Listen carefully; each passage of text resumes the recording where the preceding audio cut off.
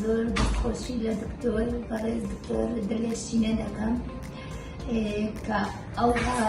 یعنی زۆر بە پێشوازێکی گەرم لە نەخۆشەکانی